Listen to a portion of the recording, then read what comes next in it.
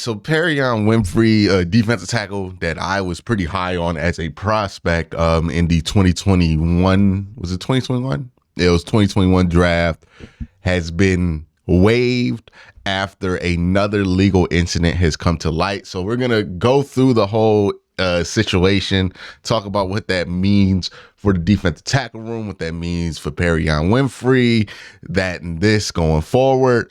But let's start with what's been reported. So the USA Today says just days before veterans report to training camp, the Cleveland Browns released second-year defensive tackle Perrion Winfrey after another alleged off-the-field incident came to light. Remember, he had another off-the-field incident.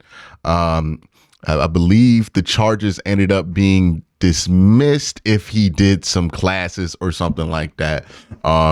But this is another incident. This is not the same incident. Cleveland's Fox 8 TV reported Wednesday that Winfrey is being investigated by police after a woman said he threatened her Tuesday evening in the city's downtown area while in possession of a gun. Winfrey had not been arrested and charged in connection with the incident. He was earlier arrested in Texas in April, charged with a misdemeanor assault. That case was dismissed after completion of pretrial diversion programs on June 9th. Now, I'm not done with the article yet, but I'm interjecting here. I wonder if this is associated with when he got pulled out of practice during OTAs, because there was a day or two where he was not out there practicing. The coaches said that it was a personal matter. And I'm starting to think that around that time was when this whole situation got brewed up with him. So that's going to be interesting. The fourth round pick out of Oklahoma, appeared in 13 games last year and recorded 22 tackles and a half a sack. He was inactive for 4 games. Winfrey also missed. Okay, so this is just giving me background. Oh, yes. So this is very serious stuff. Apparently he threatened somebody with a gun, threatened a woman with a gun. Well, it gets worse. It gets worse. I thought I was done recording this video, but then I got made aware of that there is video of this incident. So let's play it. What are you about to do? Perrion, what are you about to do? That's Perrion in the background. You don't think it's on me? I will smack the shit out of both of y'all. Why are you I will smack the shit out of both of y'all. right here? What the fuck is wrong with you? In front of all these people? What the fuck is wrong with you? In front of all these people? Get the fuck out of here. Oh, hell no. Give me that shit. Give me that fucking phone. Get the fuck out of here. All right. Yeah, it's not good. I mean, it doesn't change anything else I said in the video. But I know there's going to be people who want me to talk about the video that happened, and it's just, you got to get rid of him after that. This is just, I don't know what else you could do there. Like, apparently he's barefoot downtown, threatening people in broad daylight with a gun. Again, hope that everybody is okay that was the victim of that situation, but also when it comes to Perrion, he needs help. He clearly needs help. He cannot continue to go around living like that. And if he does, it's going to be a serious danger to his health. And also, like, I know some people are going to say, well, maybe the people who he pointed the gun at provoked him in some way. And that could be true. It's not unlikely that he was provoked in some way. People just don't pull guns out. But, like, you can't pull a gun out in broad daylight downtown. Like, it's just not an option for a sane person. That's just not an option. I'm sorry. Like, I don't care what is done to you. If you are somebody that is trying to participate in civilization, dog, like, you can't just be out here pulling guns out in broad daylight. Like, no matter what somebody says to you. That's crazy. Like, unless it's self-defense, you can't just be out here chasing people down the street with your gun out. So, like, I know some people are going to try to justify it and make an excuse for it, but there's no way that that's acceptable behavior. Even if the people he pointed the gun at are also in the wrong, This is still not acceptable. We can't play the whataboutism game with this. And I don't even know if that's the case. I just know people are going to try to make that argument. But now back to everything else that I recorded before I was made aware of that information. I don't know what the other details are of the situation, but I'm going to tell you right now, the fact that this dropped, what time did this drop, right? What time did the Fox News article drop?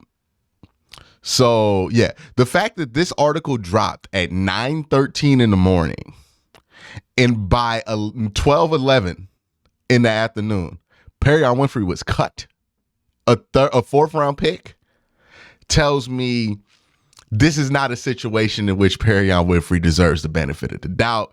This tells me that the Cleveland Browns know that this is a far worse situation than what has already been reported, and that they have gotten the benefit of the doubt by not having all those details leaked out yet about him before they had the chance to act.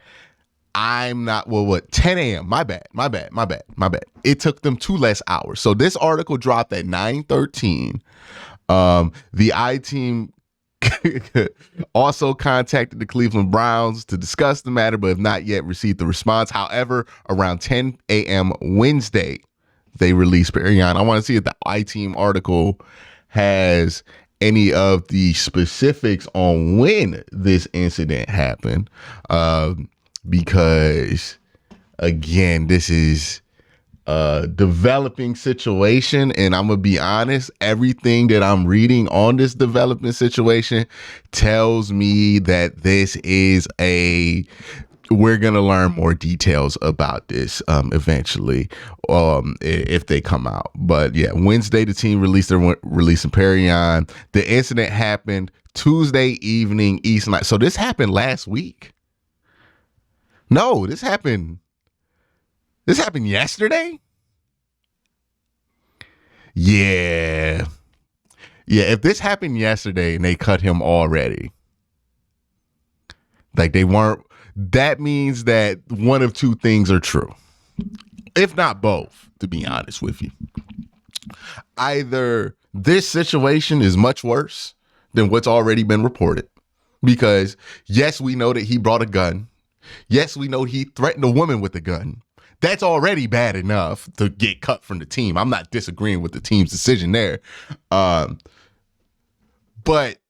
if that's what came out and they're already like, hey, we dropping him immediately like that, it tells me that there's a buildup, man. There's a buildup of stuff there outside of what we already know. And it's unfortunate for one, the women around him, because this is the second incident with the women. I hope this is not the same women that he got charged with the battery around.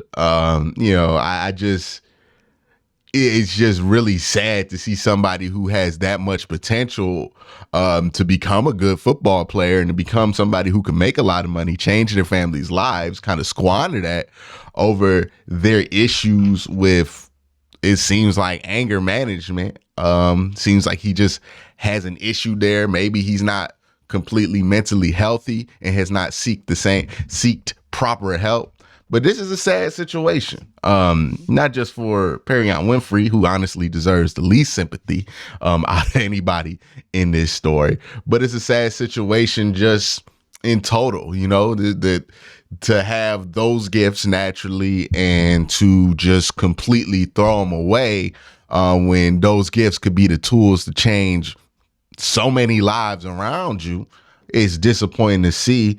Hopefully everybody can recover that's involved from this situation. Hopefully this situation wasn't too traumatic for people who are victims of Perrion in this situation. And hopefully Perrion himself can get the help he needs, because he clearly needs some kind of professional help so that he does not end up in these situations, because this is a real bad path that he's on, not just for his football career.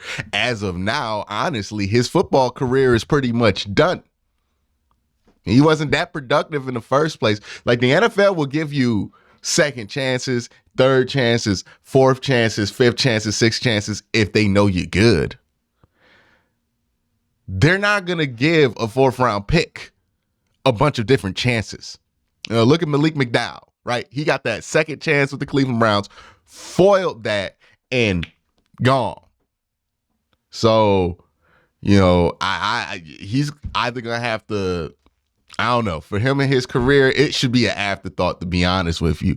Like, the last thing Perrion Winfrey should be worried about, or anybody in Perrion's family, or anybody who cares about Perrion Winfrey, should be worried about is his football career, because he clearly has things going on that make it hard for him to maintain any career.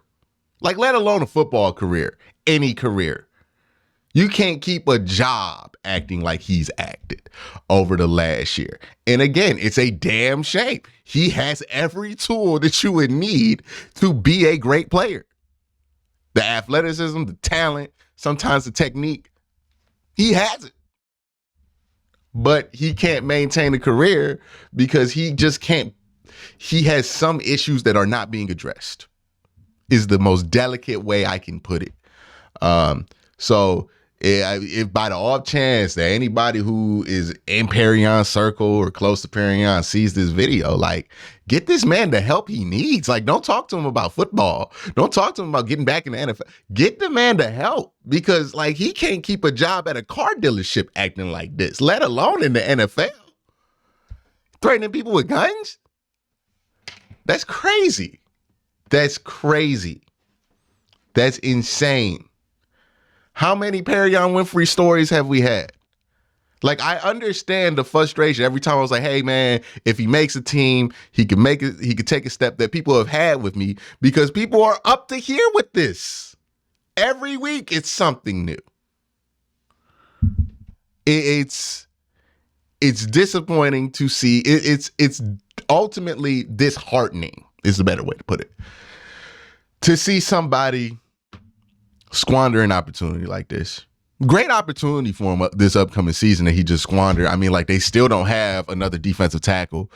They still don't have somebody that could just go away, steal that spot. And I thought he had a good chance to take that role. But again, he needs to get his stuff in order off the field.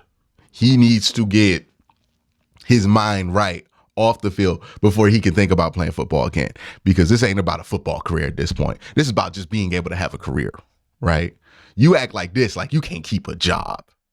Not just like a good job, like any job. You can't keep it acting like this.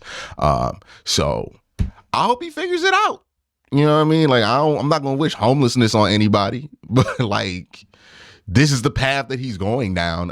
If he does not take the time and the energy and the effort to see why it is that he is acting like this, or get the help that he needs if this is more of a medical condition that he's dealing with, because either way, how he has behaved over the last year, he's not going to keep a job, let alone be able to play in the NFL.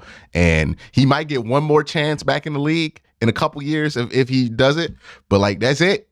That's it for him. He'd be lucky if he gets that chance, to be honest with you. So that's the picture on Perrion Winfrey's future. I hope, again, the people who he pointed the gun at are okay. You know what I mean? Like, the victims of this situation, first and foremost, I hope that those people are okay. The victims of his seemingly, like, I'm not going to try to diagnose him, but it seems like, you know, anger, but not necessarily like rational anger. I hope that the victims of that are okay, doing well, and able to live their lives normally and not be traumatized from the events that happened there, first and foremost. Now let's talk about the Cleveland Browns defensive tackle situation. And I kind of talked about this before. They're going to have to get somebody now. I don't think that it is possible for them to not sign anybody, because Perrion was probably a part of the picture for them to, you know, have somebody develop, maybe Jordan Elliott. But once we're looking at like Tommy Togiai stepping up to fill that void, you got to bring somebody else in. Now, again, Maurice Hurst could be somebody who steps up if he stays healthy. He's played well whenever he's played. The issue with him is staying healthy. But Yeah, they're probably going to have to bring in somebody. I'm interested to see, will they bring in a veteran? Because you know what? After this situation, bring in a veteran. Not just so you don't have to worry about off the field issues, but I just think that you just don't have enough veteran defensive tackles in that room. And just to make sure that people are getting pushed down the right path of how to be a pro in that room, I think you need to just have some veteran examples in there, because clearly something ain't working, right? This is the second defensive tackle we've lost due to criminal issues. I'm dead serious. We lost Michael McDowell and Perrion Winfrey, who both could be very good defensive tackles if they could stay out of legal trouble. The second one that we've lost to legal issues. So get a vet, figure out what's breaking down in the process for how these defensive tackles are being selected. Why do we have so many of these dudes who are threatening to get jail time? I don't know. And I don't know if actually Perrion is actually getting jail time. I don't know if he was arrested. I don't think he was arrested, but he was involved in the incident. As of now, this could turn into an arrest down the line. But we will see what goes on here. That's the Perrion Winfrey situation. The Browns just released him. The I-Team investigation is probably going to go on even more. And we're probably going to find out even more about the situation by the end of the day, if not later. But that's my thoughts on it. Let me know what you think. But that's my thoughts on it. Y'all have a good day.